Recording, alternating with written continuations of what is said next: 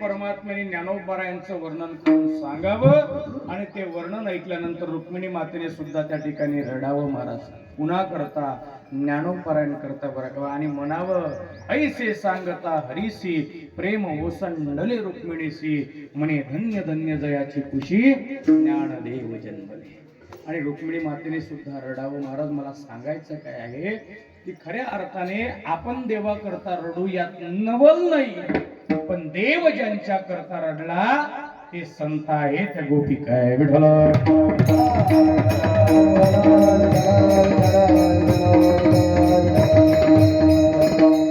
काय प्रेम केलं असेल व किती प्रेम केलं असेल या साधू संतांनी या देवावर की ज्यांच्या करता देव रडला बरं का. आपण देवा करता रडून नवल. इतकं प्रेम केलं महाराज, इतकं प्रेम केलं पाहिजे भगवंतावर की जेणेकरून आमच्या करता सुद्धा देव रडावा. हा ते शक्य नाही म्हणा, आपण बोलणं जरी सोपं असलं कारण तेवढं प्रेम आम्ही करत नाही बरं का. नाहीतर आम्ही सुद्धा प्रेम करत असतो, पण आमची प्रेमाची व्याख्या वेगळी आहे. आम्हाला प्रेम हा शब्द आमच्या डोळ्यासमोर आला रे आला की आम्हाला फक्त कॉलेज मधले लफडे लुफडे आठवतात, बाकी काही आठवत नाही. पण प्रेम एवढ्या खालच्या पातळीचा शब्द नाही महाराज. आईने मुलावर केलेलं प्रेम वेगळं, मुलाने आईवर केलेलं प्रेम वेगळं, पत्नीने पतीवर केलेलं प्रेम वेगळं, पतीने पत्नीवर केलेलं प्रेम वेगळं. प्रेमामध्ये वेगवेगळे प्रकार आहे. आपण फक्त एकच प्रेम डोक्यात ठेवतो बरं का. माझा एक मित्र होता, नवीन नवीन लग्न झालं, 8-15 दिवसानंतर मला भेटला. त्याला सहज विचारलं का रे काय म्हणतो प्रपंच, काय म्हणते बायको, काय म्हणतो तुझा संसार. म्हटले महाराज माझ्या संसारासारखा संसार नाही महाराज, माझा प्रपंच खूप सुंदर आहे महाराज. काय बायको भेटली मला, काय बायको भेटली महाराज. माझ्या बायको सारखी जगात बायको नाही महाराज. माझ्या बायकोचं माझ्यावर इतकं प्रेम आहे, इतकं प्रेम आहे, इतकं प्रेम आहे, काय सांगू महाराज. महाराज माझ्या बायको सारखी जगात बायको नाही महाराज. जगात विशेष माझी विशेष. म्हटलं बापरे महाराज माझ्या बायकोचं माझ्यावर खूपच प्रेम आहे, खूपच प्रेम आहे. सारखं सारखं बायकोचं वर्णन करायचं. म्हटलं लेका जगाच्या पाठीवर काय तुझं एकट्याच लग्न झालं का. आम्ही का बिना लग्नाचे काय मुझे छिंडत आहे का. आमचंही लग्न झालं, आम्हालाही बायको आहे. तुझ्याच बायकोचं तुझ्यावर प्रेम आहे का, आमच्या बायकोचं काय आमच्यावर प्रेमच नाही का. तू म्हटलं महाराज तसं नाही हो. त्याला म्हटलं तसं नाही तर मग कसं. म्हटले महाराज माझ्या बायकोचं माझ्यावर जगापेक्षा वेगळं प्रेम आहे. जगापेक्षा वेगळं म्हणजे नेमकं कसं बा, एखादं उदाहरण तरी सांग. म्हटले महाराज एक नाही 1000 उदाहरण देईल 1000. त्याला म्हटलं 1000 ऐकायला एवढा वेळ नाही माझ्याकडं. एक सण सांगशील तर. त्यांनी मला सांगायला सुरुवात केली. म्हटलं महाराज खरं सांगू का, माझ्या बायकोचं माझ्यावर इतकं प्रेम आहे, इतकं प्रेम आहे, इतकं प्रेम आहे. म्हटलं कितकं प्रेम आहे. म्हटलं माझ्या बायकोचं माझ्यावर इतकं प्रेम आहे की हिवाळ्याच्या दिवसात मी जर सकाळी भांडे घासायला उठलो तर ती मला थंड पाणी न देता गरम पाणी करून देते, इतकं प्रेम आहे. आता मला सांगा, इतक्या बेशरमपणाला, इतक्या हलकटपणाला जर हे प्रेम समजत असं, मला असं वाटतं इथून पुढे जगातले सगळे बेशरम संपले. विठ्ठल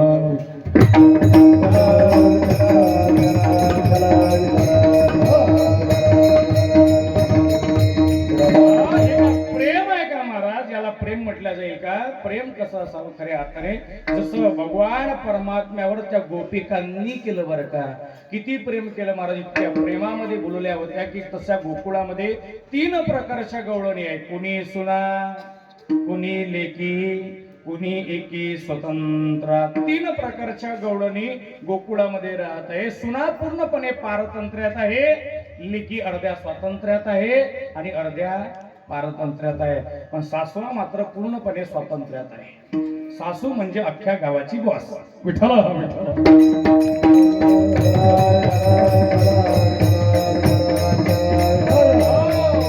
सासू पूर्णपणे स्वतंत्र आहे. सासूला जर कुठं जायचं झालं तर तिला विचारायची गरज नाही. तिच्या मनाने कुठेही फिरते, कुणाच्या घरी जायचं विचारायची गरज नाही.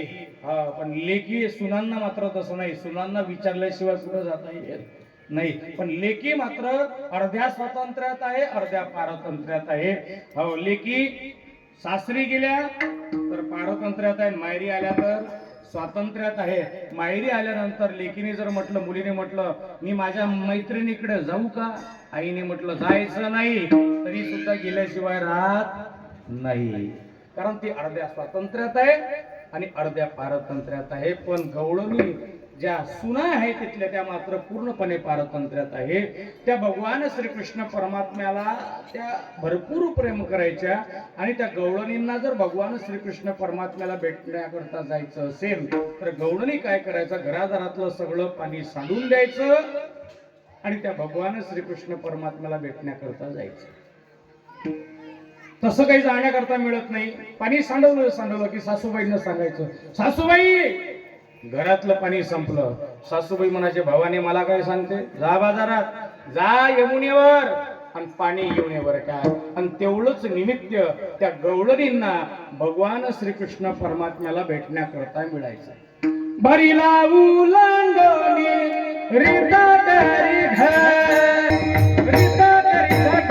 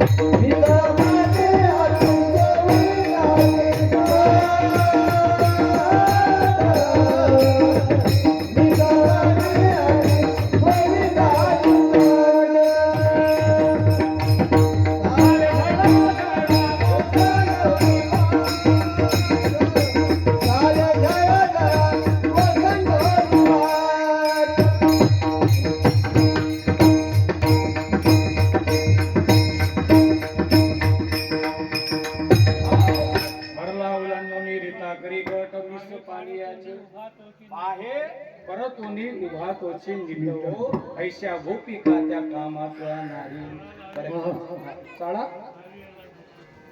चाळा लावी याला गोप गोपी नाती बरं का. त्या भगवान परमात्म्याला अर्थ इतकं प्रेम त्या गवळणी करायच्या महाराज. हातातली सगळी जळी कामच टाकून द्यायची आणि भगवान श्रीकृष्ण परमात्म्याला भेटण्याकरता जायच्या. बरं का. नवे इतक्या भुलल्या होत्या त्या भगवान परमात्म्याच्या भक्ती, भगवान परमात्म्यावर प्रेम करत असताना इतक्या स्वतःला भुलल्या होत्या की ज्या वेळेला बाजारामध्ये त्या गवळणी घरचं दही दूध तूप लोणी विकण्याकरता न्यायच्या त्यावेळेला खऱ्या अर्थाने काय म्हणायला पाहिजे होतं, दही घ्या, दूध घ्या, लोणी घ्या असं न म्हणता त्या गवळणी काय म्हणायच्या त्याचंच वर्णन महाराज अभंगाच्या प्रथम चरणात करतात.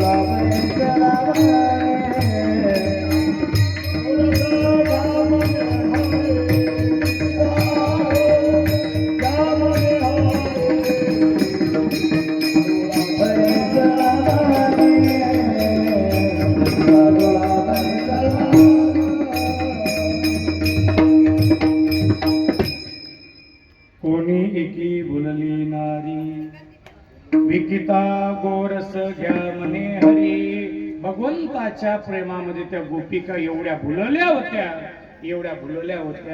की ज्या वेळेला बाजारामध्ये जायच्या त्यावेळेला काय म्हणायच्या, गोविंद घ्या, दामोदर घ्या. नवे नवे विकिता गोरस घ्या म्हणे हरी, दही दूध घ्या, लोणी घ्या, तूप घ्या असं न म्हणता गोविंद घ्या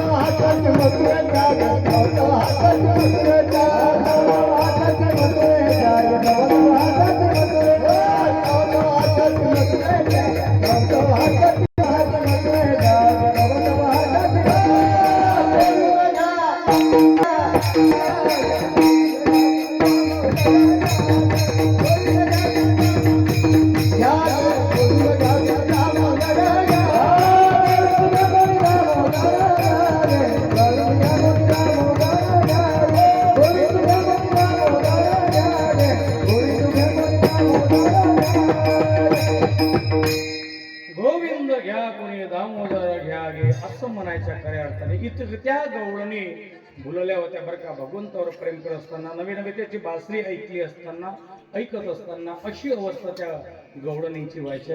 नवे नवी मी तर असं म्हणेल की ज्या वेळेला त्या गवळणीचा शृंगार चालायचा तो शृंगार सुद्धा उलटा चालायचा. उलटा म्हणजे कसा, हातातल्या बांगड्या पायात घालायच्या, पायातल्या तोरड्या हातात घालायच्या, डोळ्याला लावायचं काजळ, ओठाला लावायचं. आणि ओठाला लावायचं काय म्हणतात त्यांना, ओठाला लावायचं काय म्हणतात, ओठाला लावायचं काय म्हणतात, बोला बोला, काय काय बोला बोला बोला. असं मी लावत नाही म्हणून तुम्हाला बोला ना, बोला काय म्हणतात ओठाला लावायचं, लिपस्टिक. लिपस्टिक ना, इलेस्टिक, लिपस्टिकच म्हणतात ना. ओठावर लावायचं लिपस्टिक, ते लावायचं, लाली ती लावायची डोळ्याला, आणि डोळ्याला लावायचं काजळ, ते लावायचं ओठाला. के रात दिन में शाम पिया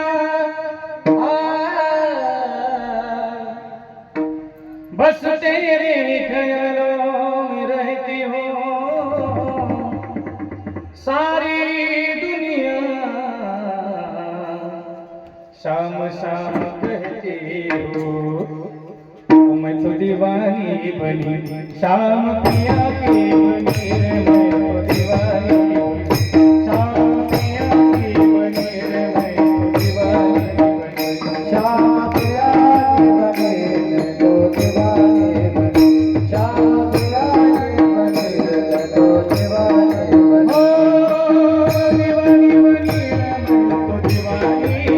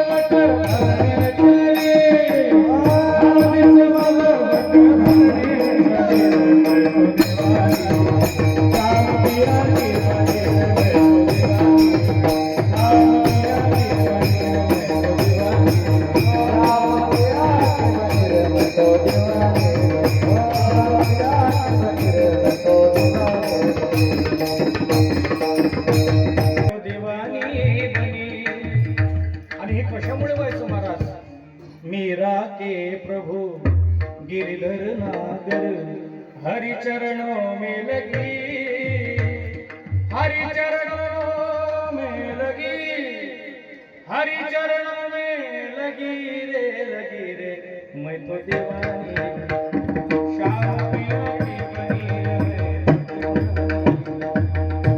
इतक्या त्या गौडणी घड्या अर्थाने भगवंतावर प्रेम करत असताना स्वतःला विसरल्या होत्या.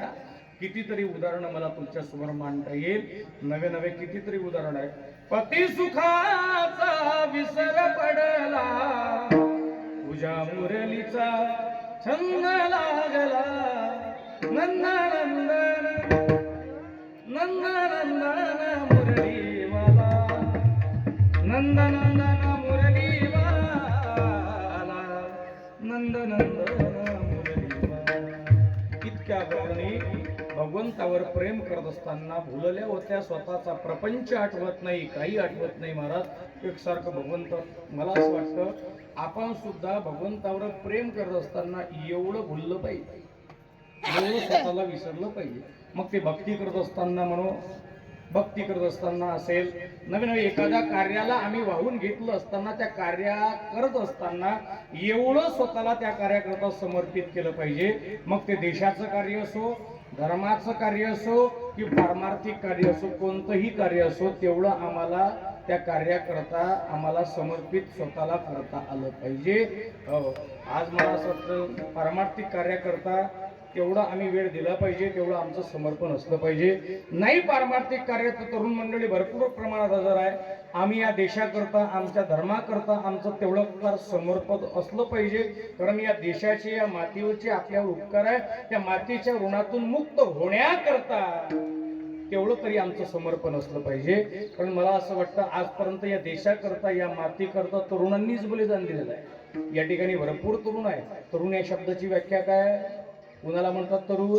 मी सांगू, ज्याला आणावं लागतं रात्री घरी धरून अशांना म्हणतात तरुण.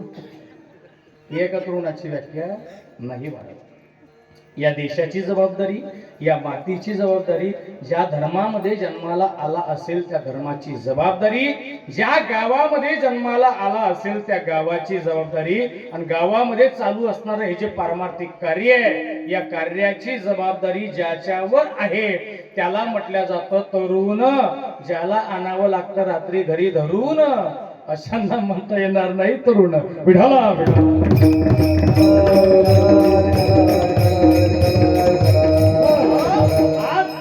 देशाकरता, या मातीकरता, या धर्माकरता तरुणांनी बलिदान दिलेलं आहे. आणि मला असं वाटतं आजही या देशाकरता, या मातीकरता, धर्माकरता बलिदान देणारे कोण असेल तर ते तरुणच आहे. छत्रपती शिवाजी महाराज अख्खं तारुण्य या धर्माकरता समर्पित केलं बरं का. मला तर असं वाटतं त्या आजच्या सर्व तरुणांनी त्या छत्रपतींचा आदर्श डोळ्यासमोर ठेवला पाहिजे.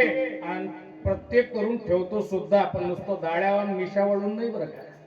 नुसतं गाडीवर छत्र, मी नेहमी सांगत असतो माझ्या बोलण्याचा काही काही लोकांना राग येईल, मी बोलतो कटू पण सत्य बोलतो बरं का. नुसतं दाड्या वाढवणं, मिशा वाढवणं, हातावर छत्रपती लिहिणं याला छत्रपती जगणं अजिबात म्हणत नाही. ज्या पद्धतीनं हा राजा जगला, त्यांच्या पावलावर पाऊल ठेवून जगणं याला खऱ्या अर्थाने छत्रपती जगणं असं म्हटलं जातं. हा राजा 50 वर्ष जगला, पण कसा जगला आजच्या तरुणांनी लक्षात ठेवा. मला असं वाटतं हा राजा डोक्यावर घेऊन नसल्यापेक्षा हा राजा पहिल्यांदा डोक्यात घातला पाहिजे. हा राजा 50 वर्ष जगला, पण जगत असताना कसा जगला ऐका. अरे वयाच्या 15व्या वर्षी हातात तलवार घेणारा, वयाच्या 27व्या वर्षी अफजल खानाचा समाचार घेणारा, वयाच्या 32व्या वर्षी औरंगजेबाचा समाचार घेण्याकरता आग्र्याला जाणारा, आणि 35 वर्ष रणांगणामध्ये हातात तलवार येऊन या माती करता, या देशाकरता, या धर्माकरता लढणारा एकमेव शूरवीर आणि राजा जर कोण असेल तर ते छत्रपती शिवाजी महाराज. धन्य धन्य जिजाऊ शूर,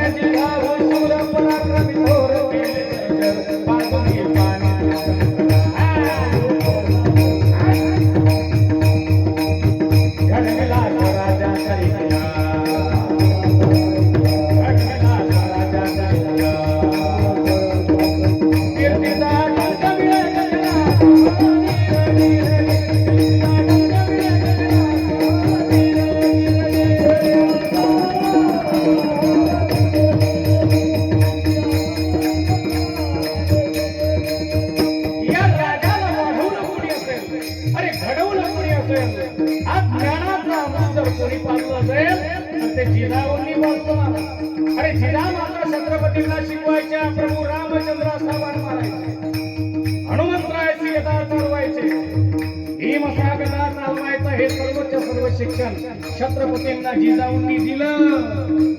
आणि म्हणूनच छत्रपती घडले बरं का.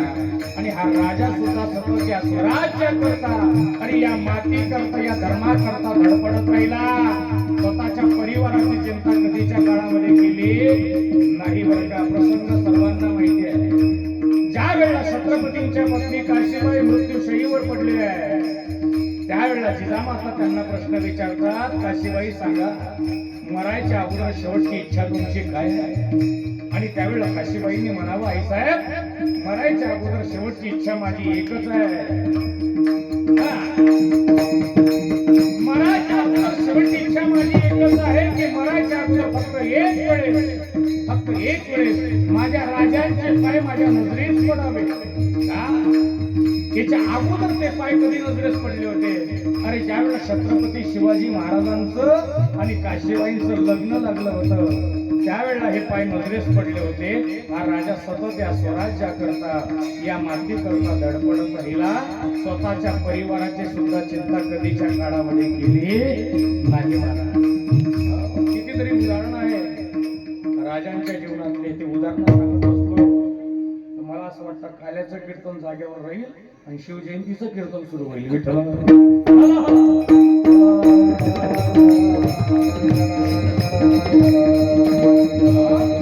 सांगायचं काय, समर्पण सांगायचं आहे बरं का. इतकं समर्पण छत्रपतींचं या देशाकरता, या मातीकरता, या धर्माकरता आहे. तर मला असं वाटतं एक वाक्य पुन्हा बोलतो. सुखदेव, भगतसिंग आणि राजगुरू हे जर त्यावेळेला या देशाकरता, अर्थात हे जर त्यावेळेला फासावर गेले नसते तर कदाचित आज सुद्धा या भारत देशाला स्वातंत्र्य मिळू शकलं नसतं. हे आपल्याला मानावं लागेल. कारण त्यांना वेड लागलं होतं या देशाच्या सेवेचं, या मातीचं, या धर्माचं. पण आज समाजामध्ये दुर्दैवी परिस्थिती आहे, तरुणांना वेड लागलेलं आहे, पण कशाचं? व्यसन आणि फॅशनचं. आमचा तरुण व्यसन आणि फॅशनमध्ये गुंतलेला आहे. त्याला देशाचं धर्माचं काही घेणं देणं झालं नाही. त्याचं फक्त एकच आहे, लडका मेरा शालिग्राम, औरत मेरी गुरु, मैं किसकी पूजा करू, तिचीच करणं आरती करत द्यावं. काही काही तर त्याच्याही पुढचं आहे, सास तीरथ ससरा तीरथ आधा तीरथ साली, माँ बाप तो नदी नाले, पूरा तीरथ घरवाली विठ्ठला.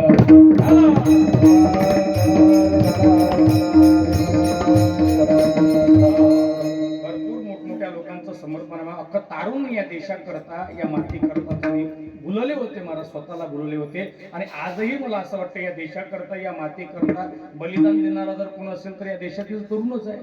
तो म्हणजे देशाच्या सीमेवर रात्रंदिवस पहारा देणारा. बरं का, तुम्ही आम्ही सुखाने घरात झोपावे, तुम्ही निवांत आपल्या गावामध्ये राहून कीर्तन ऐकावं.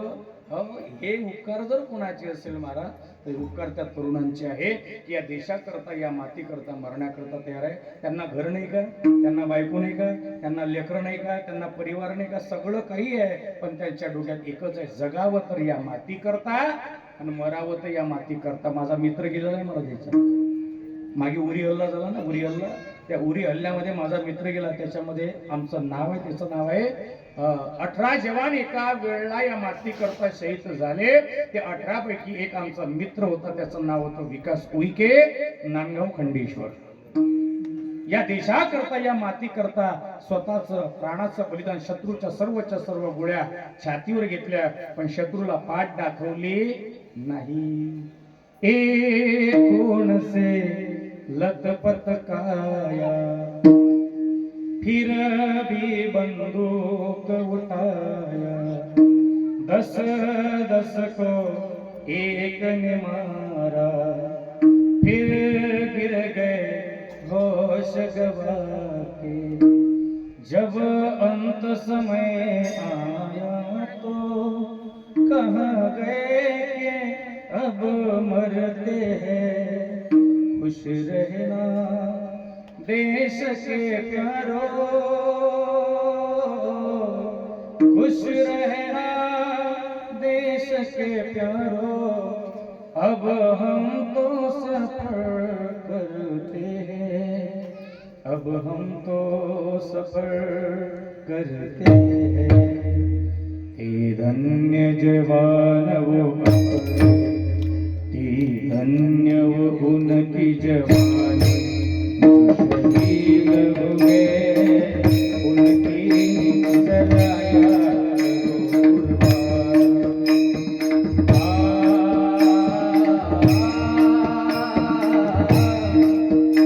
जब घायल हुआ खतरे में पड़ी आजादी, जब तक थी सांस लड़े हो, जब तक थी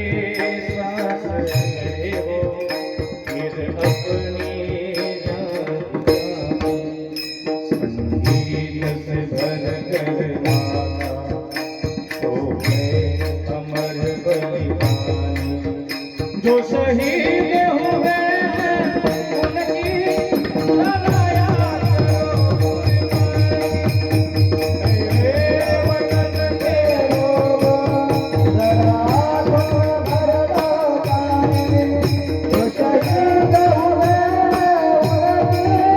सराया करो कुर्बानी, सराया करो कुर्बानी.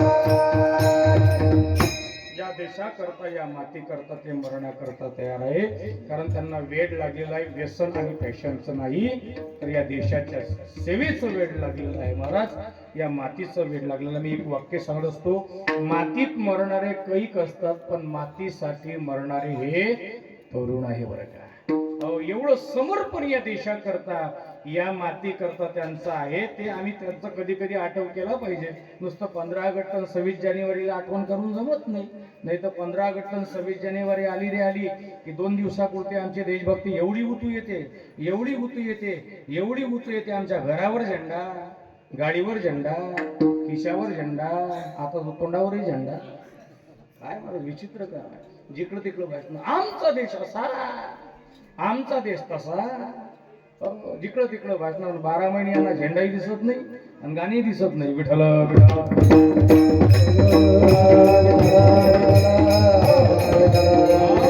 मला सांगायचं, इतकं मोठं समर्पण महाराज या देशाकरता, या माती करता, या धर्माकरता त्यांचं आहे.